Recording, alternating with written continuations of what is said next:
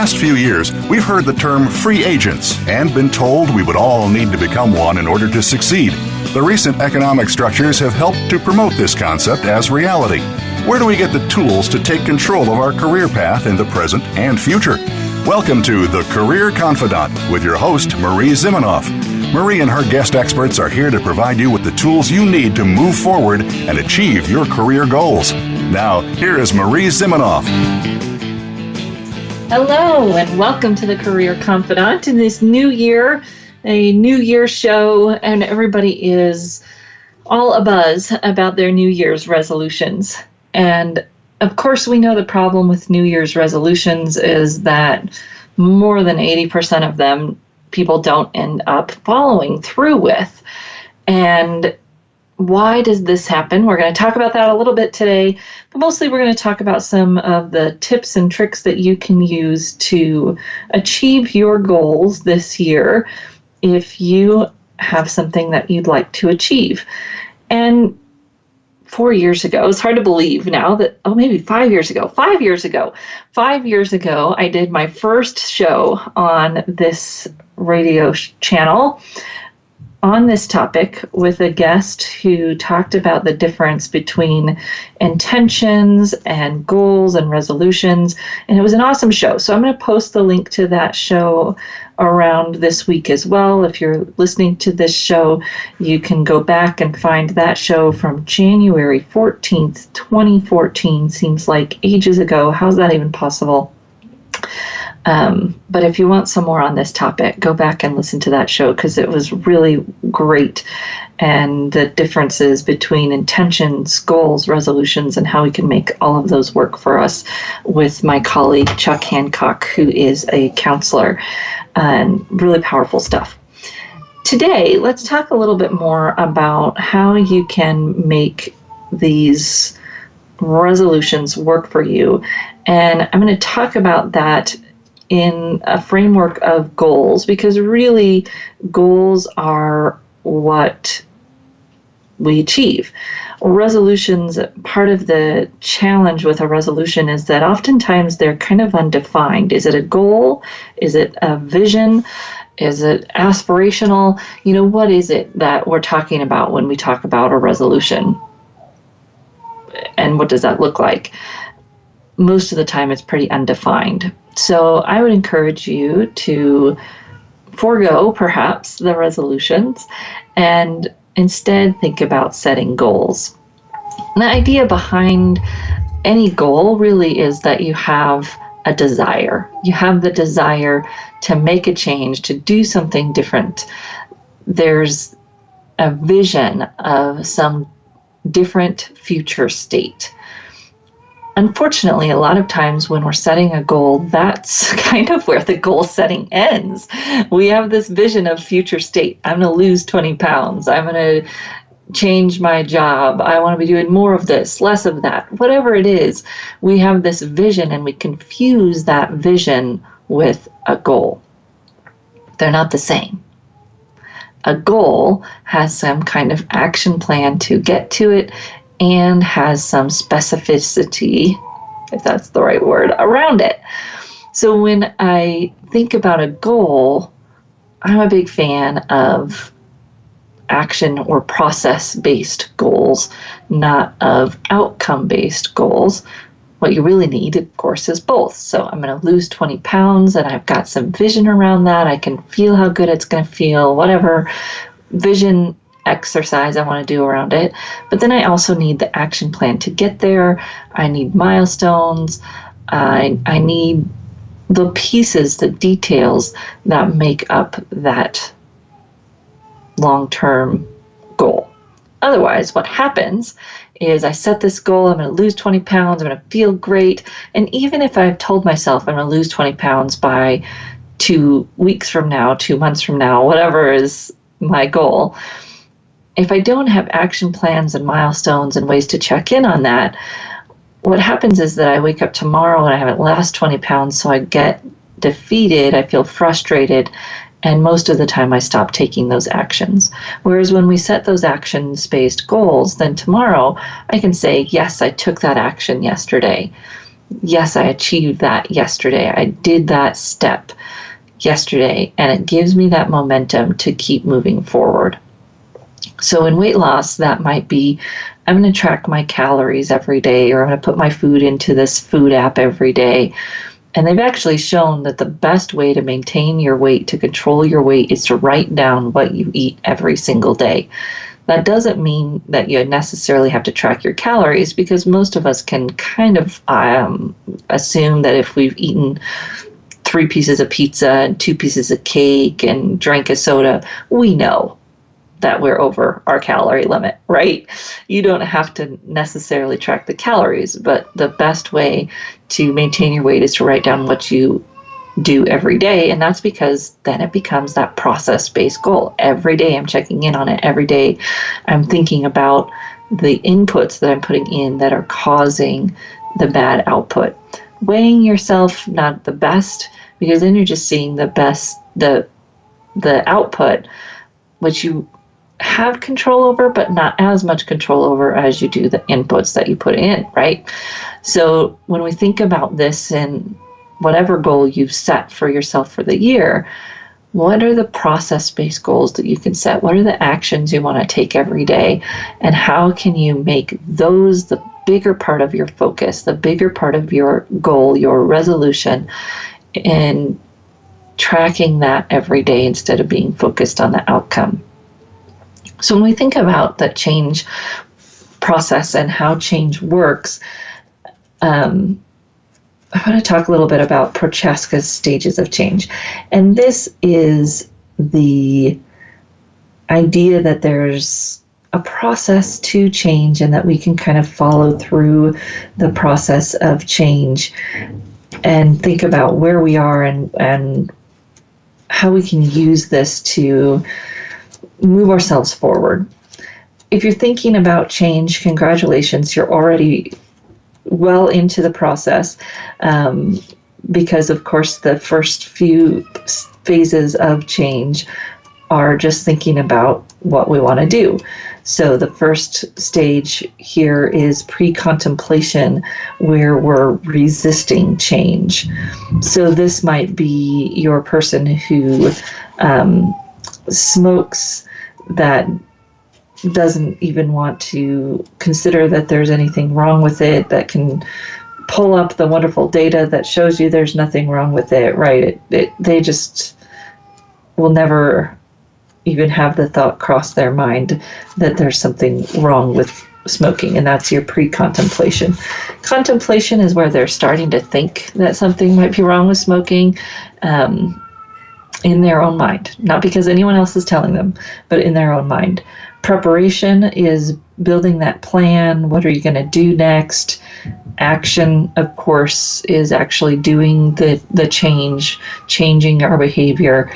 And then maintenance, that active process of choosing to do the new behavior every day. And this is most commonly used when people think about addictions. But the truth is that any change we want to make requires this much thought. And if we don't do it, we end up sinking back into our old behavior. And I want you to think about the behaviors that might be getting in the way of whatever change it is that you really want to make. Let's say that you want to lose weight. What are the behaviors that are getting in the way of that? Maybe it's a lack of exercise. Maybe it's eating too much. Maybe it's whatever it might be for you, drinking too much soda. In your career, maybe you want to make that change of moving into leadership. So what are the behaviors that are getting in the way of you moving into leadership? Maybe you take on lower level tasks without thinking about how you could get out of that, how you could do them differently, how you could get into a different role. Maybe you are on your phone in meetings. There's some behavior that's probably getting in the way of achieving that goal. And how can you change that behavior? How can you identify what that behavior might be and then start to change it? When we start to change our behaviors towards others, then the challenge also becomes that they want to put us back in our place. So not only are we dealing with our own process of change here, but especially when we start taking those actions, it's going to make that maintenance phase even more critical because we're going to get pushback. Let's say that I'm usually that person who takes on the administrative tasks, even though it's not really part of my job, and it is preventing me from being seen at a higher level and getting tasks that are at a higher level. So this might be, I'm a project manager, but I always find myself taking the notes in a meeting and sending them out afterwards. Maybe that's getting in the way of people seeing me as a delegator, as a leader, as that person who's at a higher level. How can I get out of that? What are the behaviors I need to change? Logistics, obviously, there in terms of actions. And then when I start to get the pushback from other people, how am I going to stay in my maintenance phase? Maybe it's that my communication isn't great and I'm not following through on things, or I'm not communicating well, or I'm not delegating, whatever those behaviors might be that are preventing me from achieving my career goals. And if I'm in job search, an active job search, of course, there's a million different things I might be doing as part of my job search, and I can evaluate which ones of those do I want to change. But when we really get down to it, the how-to of job search, the how-to of communicating usually isn't our problems. We know what we should do. It's figuring out how to do it in a way that works for us and then consistently doing it, which usually means changing a behavior, and we're not doing it because we don't want to change that behavior. We don't want to change our schedule, we don't want to change how we focus, we don't want to change how we work. There's something getting in the way there. And we'll go through a few more examples as we go today. I want to talk about some of the most common resolutions, some of the most common career resolutions, and how we might use this process to make them more successful this year. So we're going to talk about those resolutions, we're going to talk a little bit about goals, and we're going to talk about some of the underlying processes that make us successful in executing change, especially change in our behavior. We'll take a short break and kick off. We're going to talk about happiness. Happiness at work, happiness in life as our first popular resolution when we return in just a few minutes.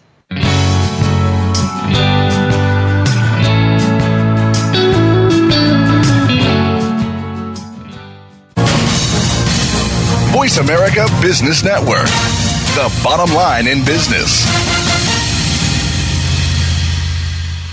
You know that the career landscape has changed and that you need to be proactive about managing your career.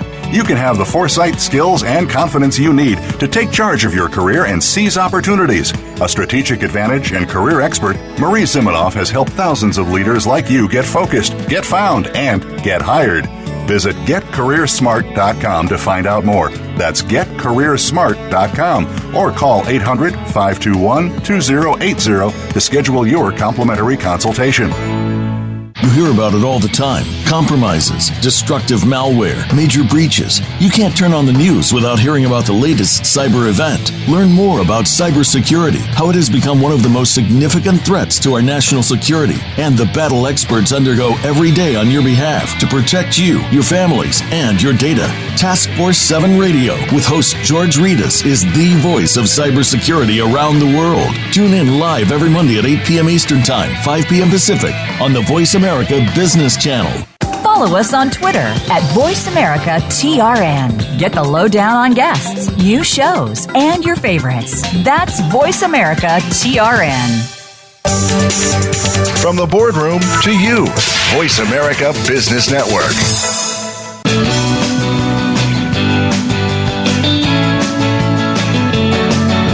You are tuned in to The Career Confidante with Marie Zimenoff. If you have a question or comment for Marie or her guest today, please call 1-866-472-5790. That's 1-866-472-5790. You may also send an email to marie@astrategicadvantage.com. Now, back to The Career Confidante. Welcome back to the Career Confidant. And today we're talking about New Year's resolutions.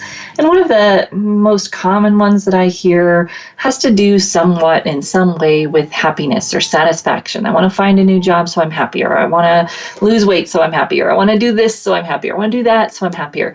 And then people are just starting to make the resolution, I want to be happier, which is actually a good progress in the idea of happiness. So here's a few thoughts. First, it's okay not to be happy.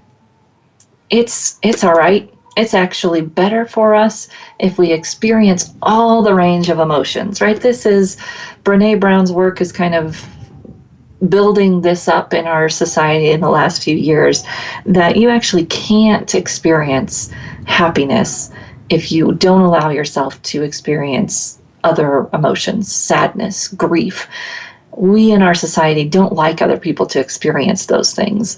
I've actually heard people say, oh, this person's always talking about their son who committed suicide on Facebook. Like it's this negative thing that person wants to express their feelings and express their grief to their community.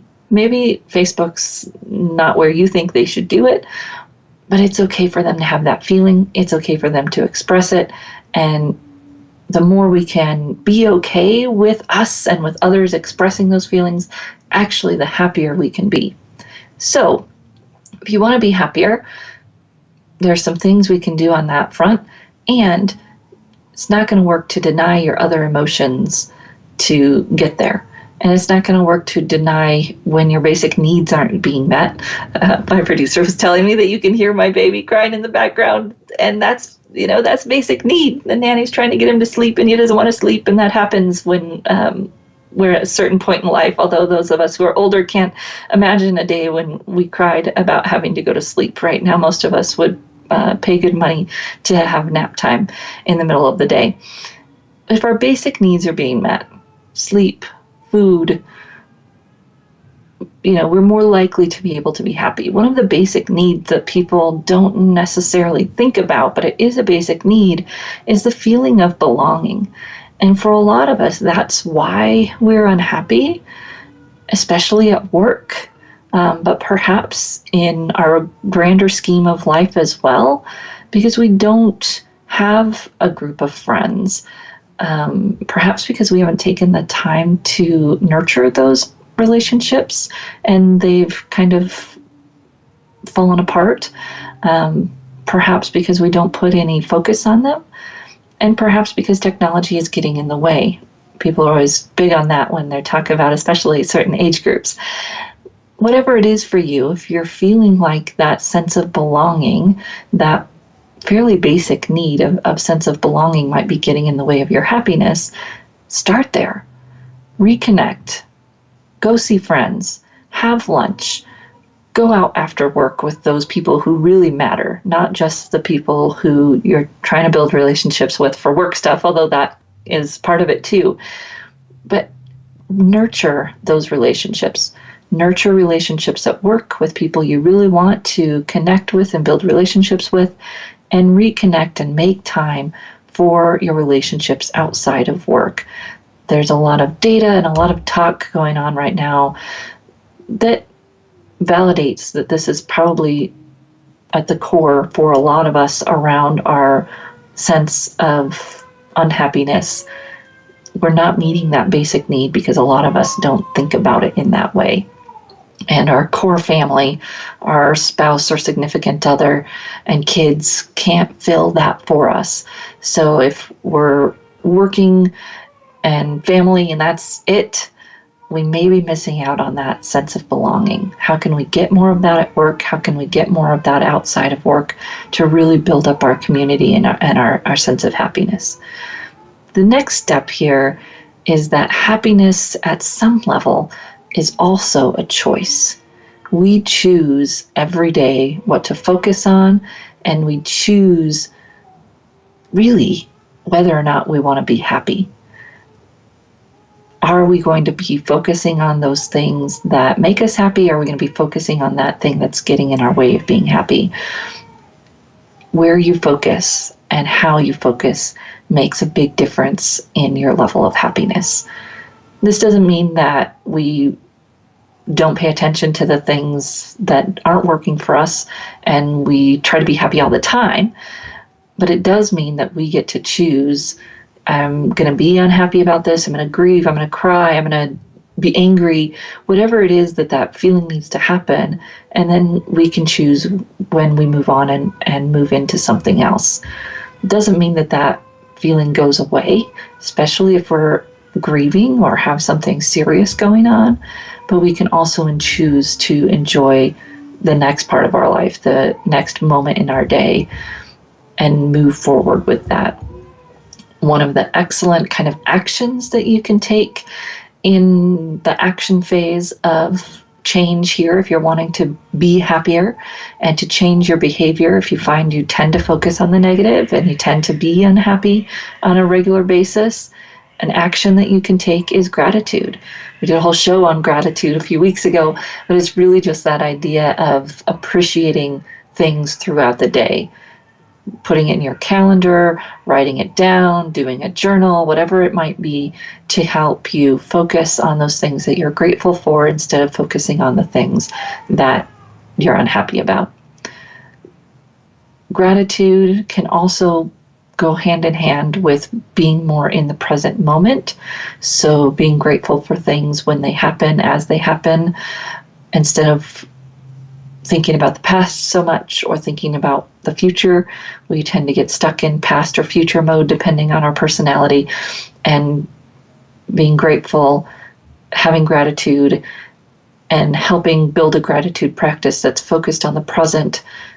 So things that help you be grateful for what you're doing as you're doing it, or what's happening as it's happening, can really improve both our gratitude practice as well as our happiness, because we're more in the current moment instead of being angry about what just happened in the past or being worried about what's going to happen in the future. So those actions that you can take towards happiness, again, a gratitude practice, being more in the present moment, maybe even just recognizing that gratitude is a choice. You might find some kind of reward for yourself as you start to make that commitment towards happiness. That's one of the maintenance phase activities, is a reward. If there's some kind of reward for being happy, that would be great. Maybe it's a walk around or a break or a conversation that you want to have, some kind of good reward for yourself. And then also countering is one of the processes in maintenance, simply that when you find yourself thinking negatively, you stop that thought train, maybe even have a visual stop or a real conscious mental stop of that thought train, and counter your own belief, counter your own thinking. Remember that happiness is a choice. Remember that you can be happy in those circumstances. And if you're thinking about changing jobs or you're unhappy with your job, this may be a good practice for you. Some gratitude, some appreciation, having to write down what you do enjoy about your job, which will actually help you as you think about moving forward. But it might help you just every day not be so miserable where you are, because you're being thoughtful and conscious about recognizing those things that are good. This oftentimes is applied to romantic relationships, because romantic relationships can have the same issue, where there's not really a problem until you start to create one, right? Where you focus on the negative, and the fact that your partner chews loud just grates on you and grates on you and grates on you. Well, you're choosing to focus there, and if you choose to focus somewhere else, or find a simple solution like playing music while you eat, you can counter those small little erosions that are happening every day to your happiness and to the connection between the two of you.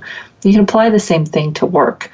First of all, that it's your choice every day when you wake up whether you're excited about work or not. Can you find something to be excited about with work? Find it, hold on to it, use it. every day. It's your choice, and you can strengthen your relationship with work just like you would with a human by doing these actions, by thinking about it that way, by countering it when you're feeling like you're devolving into that negative spiral. You have control over that, and you can do that. Now, let's say that you actually do want to change jobs. You can use these 2 tips to be happier every day at work, which will help you as you decide to make a change, because people typically like to hire people who are happy. And there may be some actual steps that you want to take towards making that change in your work. So we're going to focus the next segment on digging in deep there. What do you do if you want to change your work? If you want to change what you do? First step, background here before we even go there, is to figure out what it is that you need to be different in your job. If you're in a very negative mindset, this can be a challenge, because typically the responses I get when people are in a really negative mindset around job change or changing careers is all the negatives. Well, I don't want this. I don't like that. I can't do this anymore. And those are fine. Get those out. Write them all down. And then start to recognize the things that you do like in your job, the things you do want to do more of. Having a list of those positives too will make it a lot easier when you start to dive into really focusing in on making a change either in a job or in a career and changing to do something different. If you're too focused on the negative, it can be really hard to find what it is that you do want. Get all those negatives out and then start on a daily basis recording those positives. What is it that you do like? What do you want more of? What would you like to do that you see other people getting to do? In whatever way you can get at those positives, start recording them so that you have something to build on as we move into the next step and making that job or career change. We're going to take a short break, and we'll come back in just a few minutes.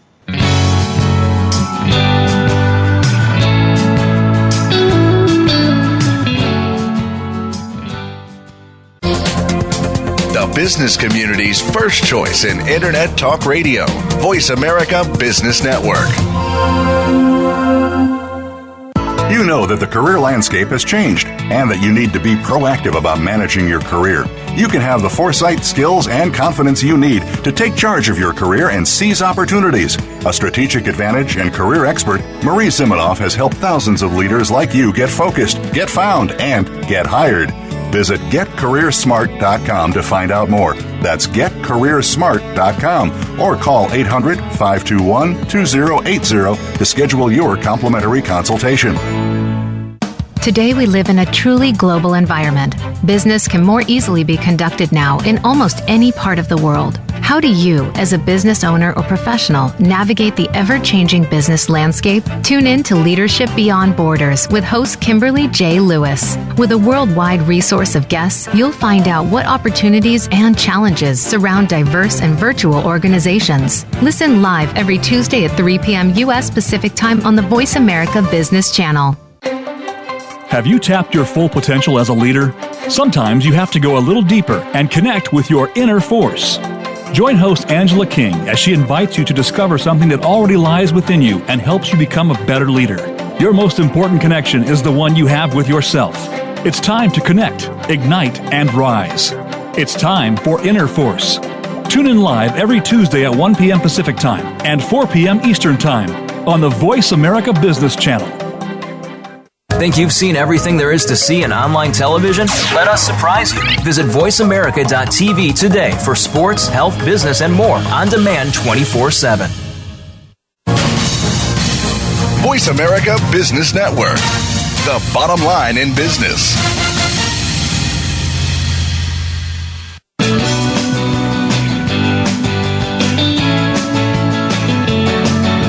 You are tuned in to The Career Confidant with Marie Zimenoff.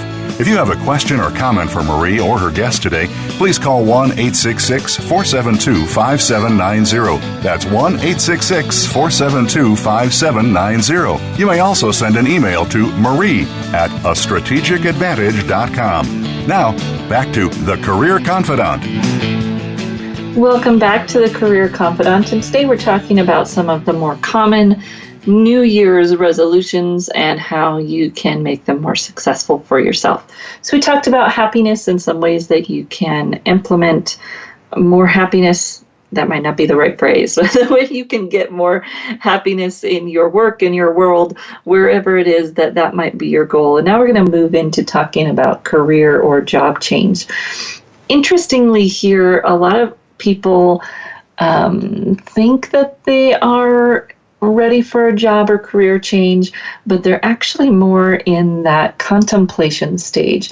So remember, contemplation is that you're thinking about making a change, but you really aren't ready to commit to the action it's going to take to get it done. And the next stage after contemplation is preparation. Sometimes people will start to do preparation for a job search when they really aren't ready for it. And they're not really going to be productive because they haven't hit that rock bottom, if you will, in the addiction world of, I've got to do something different. Unfortunately, what happens to a lot of people in their career life is that they stay in contemplation and maybe waver between contemplation and preparation and never really make a change. So they're not really happy. They're just kind of lukewarm. And then they get laid off. And now they have to steamroll into action when they weren't really ready and it wasn't their choice. Here's what this looks like when I see it. So talking to an engineer who's been an engineer for 10 years, wants to get into a more leadership role and wants to do that, but doesn't really have the push, right? Doesn't have anybody saying you're going to get fired, kind of likes the job, has an interesting project every now and then, gets paid well, has freedom. So there's all these things that make it okay to just stay in this lukewarm bath. And yet there's this little piece pretty frequently that says, I'd like to be doing something else. That's contemplation. That is the definition of contemplation. Whether you're a smoker who every once in a while you remember, oh yeah, this is going to give me lung cancer, right? It's that I know this isn't good for me, but I'm not quite motivated enough to do something different with it. My guess is that a large portion of you listening to this recording right now are in contemplation or some going back and forth between contemplation and preparation about finding a new job. Because research shows 60% or more of the population is in this stage about their job.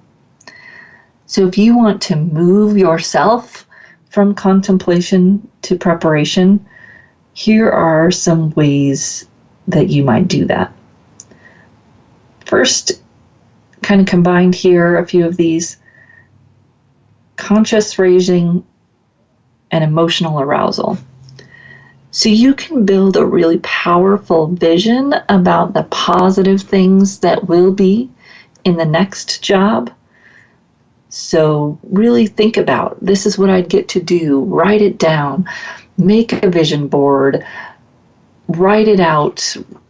Really envision what that would look like, how your life would be different. Not just how the job would be different, but how your life would be different. And get as much emotion in it as you can. It's really got to be emotionally arousing, that vision of what the next job will look like. You have to really be able to feel how your life will be different, feel how that job will be different. It's got to be powerful powerful stuff. The other thing you can do, and this may not be such a popular thing, but the emotional arousal piece of this would say it could help, it could work, is to not let go of the negatives so easily of where you are right now. So that might look like somehow capturing what isn't working for you in this current job. Downside there is that you're going to be a little bit more unhappy because it's going to be more evident to you that this isn't the right job. Upside is that you might start to feel the pain enough to actually do something about it. So you could try it, see what you think. If it just is making you unhappy and it's not being productive, let it go. That positive vision is great, but boy, it's got to be powerful to make us move towards it. We're actually more likely to move away from pain, but most of us don't want to inflict pain upon ourselves. So that's a hard road to hoe there in terms of getting yourself to move along the trail. Start with a positive, really build that vision, and if you find that you're still not able to keep yourself motivated, you can try one of the other strategies we're going to talk about here, or you might try this kind of making yourself more aware of the pain thought. Self-reevaluation, so really looking at what is it that I want, what is it that I'm looking for, getting really clear about your strengths, your goals, your vision for yourself, your vision for your career. Continually coming back to and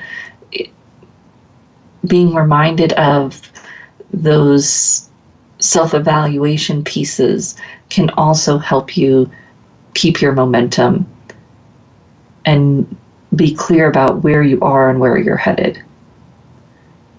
So consciousness raising, emotional arousal, and self-reevaluation are all tools to help you move through contemplation and preparation.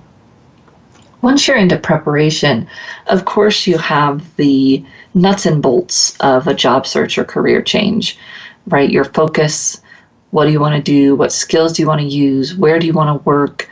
What do you want to do more of? How do you work best?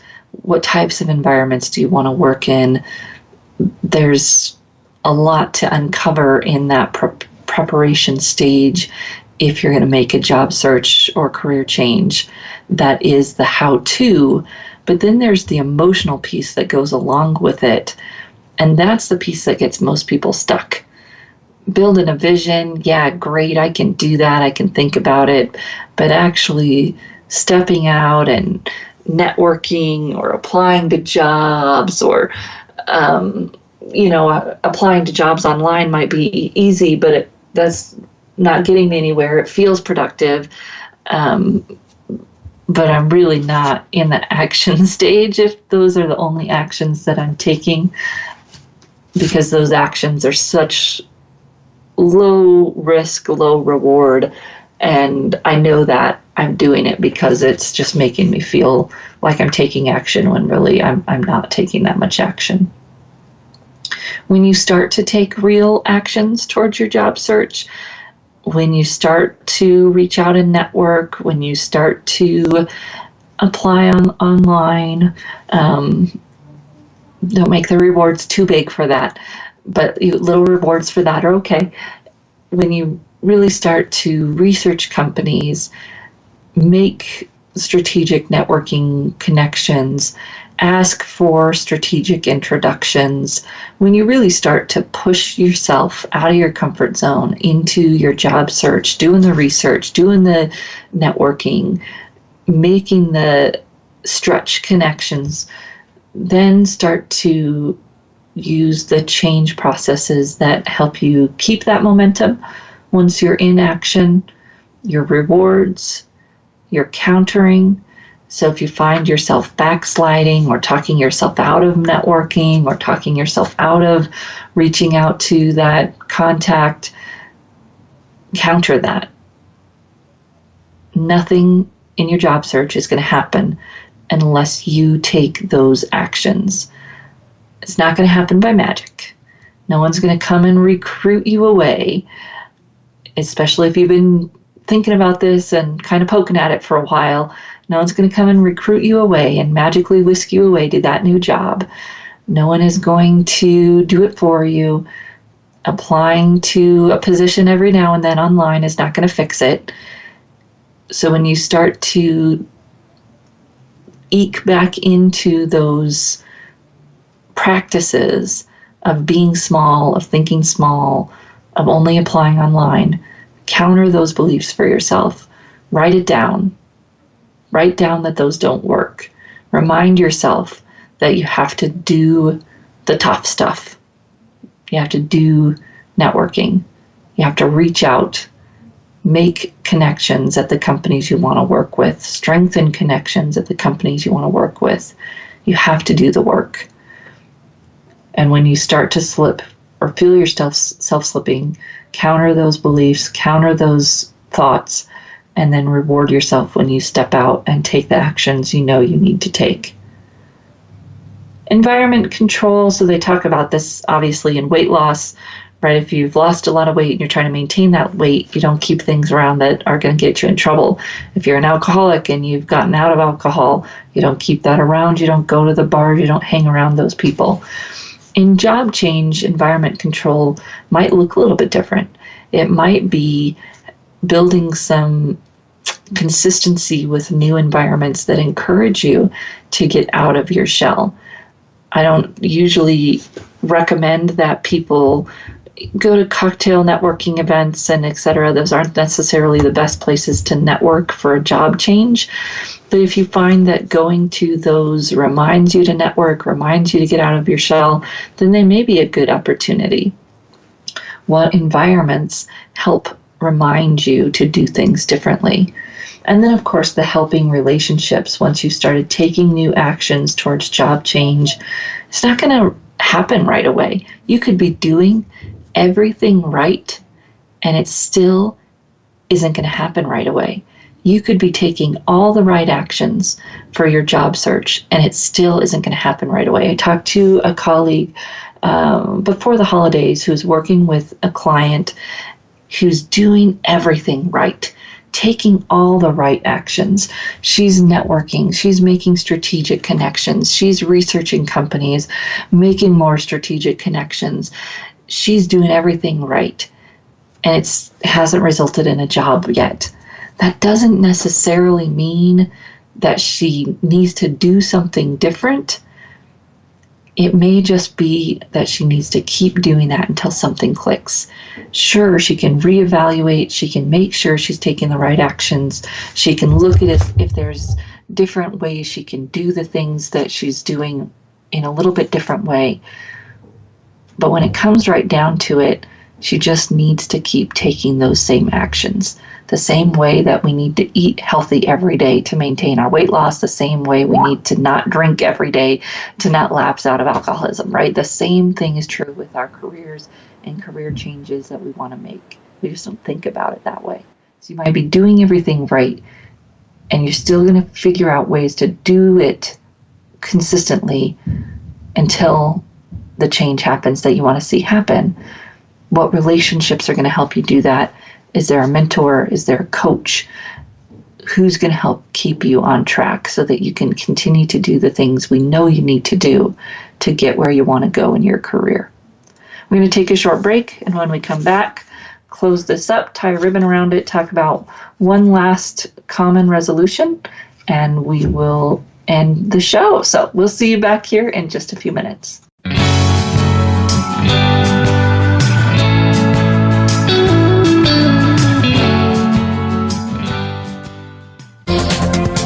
The business community's first choice in Internet Talk Radio. Voice America Business Network. You know that the career landscape has changed and that you need to be proactive about managing your career. You can have the foresight, skills, and confidence you need to take charge of your career and seize opportunities. A strategic advantage and career expert, Marie Zimenoff has helped thousands of leaders like you get focused, get found, and get hired. Visit GetCareerSmart.com to find out more. That's getcareersmart.com or call 800-521-2080 to schedule your complimentary consultation. We hear it and read about it every day in the news. America is heading over a fiscal cliff. Home prices are still receding and unemployment growing. How can you preserve and increase your wealth in this kind of economy? Tune in to Turning Hard Times into Good Times with host Jay Taylor. Jay will explain the decline of our monetary system and the economy and will give you winning investment ideas and the tools to protect and increase your wealth. Turning Hard Times into Good Times with Jay Taylor can be heard Tuesdays at 3 p.m. Eastern Time, 12 noon Pacific Time on the Voice America Business Channel. Many industries have been revolutionized by technology in the last decade. Books, music, TV, communications, and now it's happening to our money and the way we pay. Tune in to Breaking Banks with Brett King for a look at how technology and customer behavior will bring about more changes in banking in the next 10 years than in the last 200 years. Listen every Thursday at 3 p.m. Eastern Time, noon Pacific on Voice America Business Channel or on AM 1160 The Voice. You'll never look at your bank account the same again. Become our friend on Facebook. Post your thoughts about our shows and network on our timeline. Visit facebook.com/Voice America. When it comes to business, you'll find the experts here. Voice America Business Network.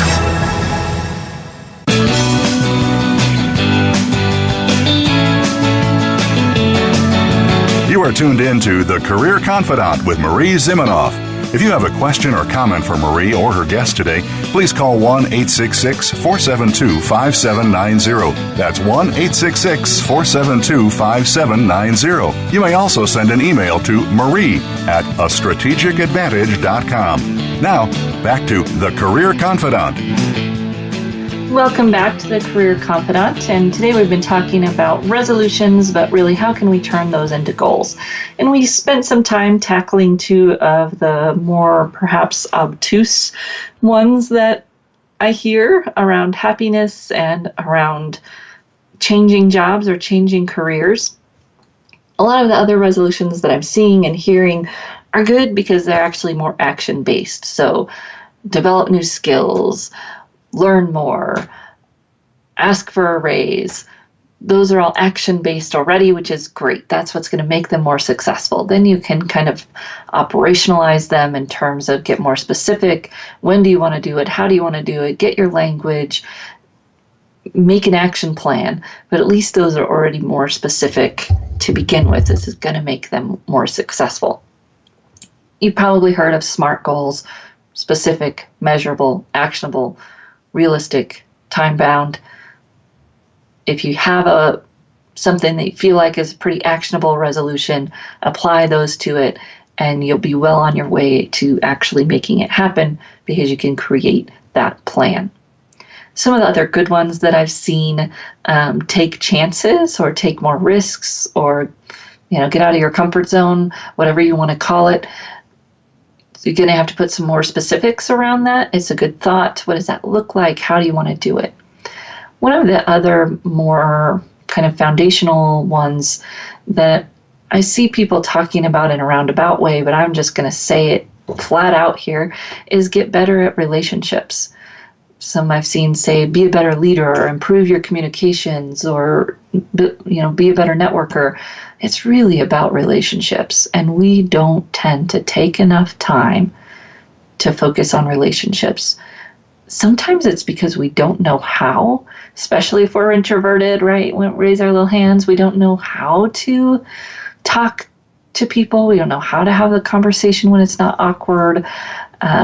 Best advice I've heard on that is go into the conversation with the simple and only goal of having a conversation with that person, learning more about them, having a conversation, no other agenda.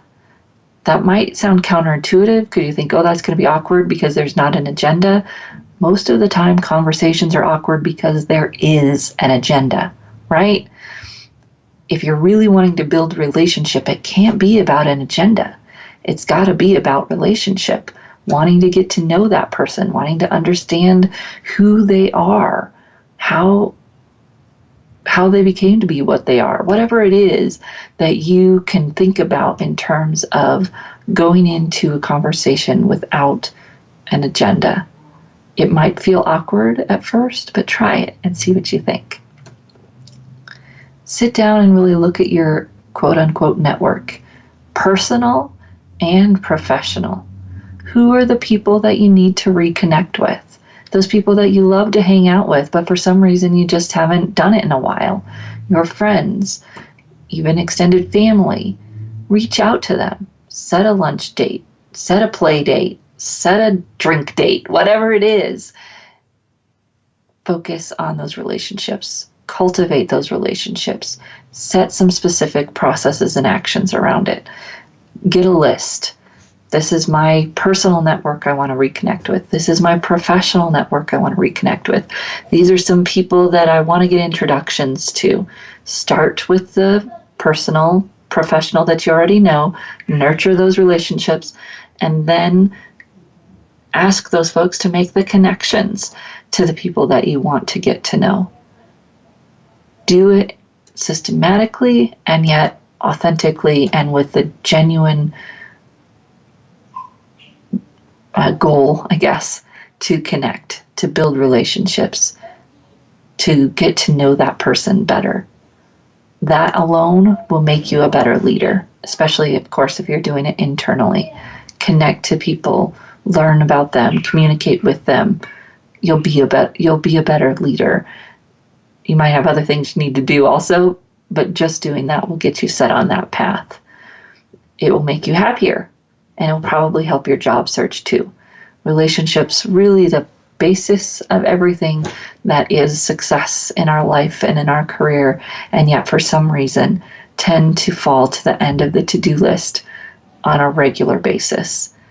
We're too busy, we've got too much to do, and we don't have time to focus on those relationships. When we think about what makes us the happiest in our day, when we think about what helps us get through a hard time in our career, it's always those relationships. And so take some time, set aside one of your goals for this year, and figure out how to make it a relationship-based goal. Look at the relationships that it's going to require and nurture those relationships, not because it helps you get to that goal, but because it helps you recognize the importance of those relationships. And sometimes that's what we need, right? That's emotional arousal around the importance of those relationships. What do they mean to us? How do they help us? And in both a personal and a professional way, can help us commit to the change in our behavior that's going to be required to maintain those relationships. And really, it's about focus. It's about knowing that they're important and not losing sight of that with our busy lives. And you can use social media to do it. There's nothing wrong with that. Instead of just liking someone's post, engage, really write something meaningful to them. And then, of course, take it offline. Meet with them, connect, have a conversation, and build those relationships for your own happiness, for your own career happiness, for your own life happiness. And guess what? You're also going to be bringing happiness to that other person because they're too busy and they haven't thought about it, but they will feel better after having a real connection with you in person as well. I'm excited about the opportunity to connect with so many of my colleagues in person. We get together at least once a year, some of them more frequently than that, but I frequent a lot of different conferences for the reason of relationships. And as I talk to my marketing coach, my sales coach, they always say, oh, Marie, are you getting the ROI out of these conferences? And I know that's important. I know it's important to come up with strategies that help me get an ROI from those conferences.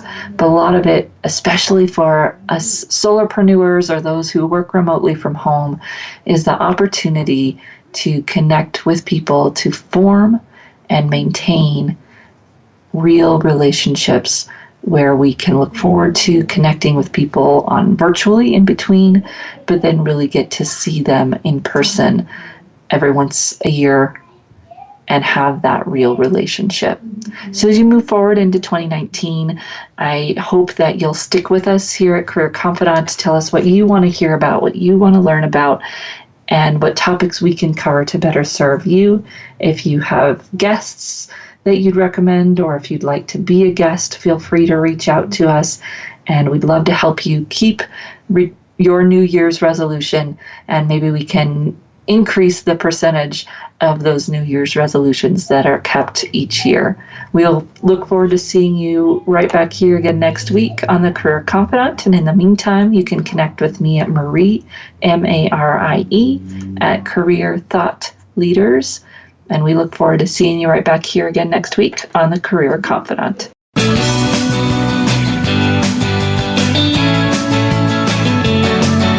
Thank you for listening to The Career Confidante. Marie Zimenoff will return again with another terrific guest next Monday at 6 p.m. Eastern Time, 3 p.m. Pacific on the Voice America Business Channel. Be sure to join us then.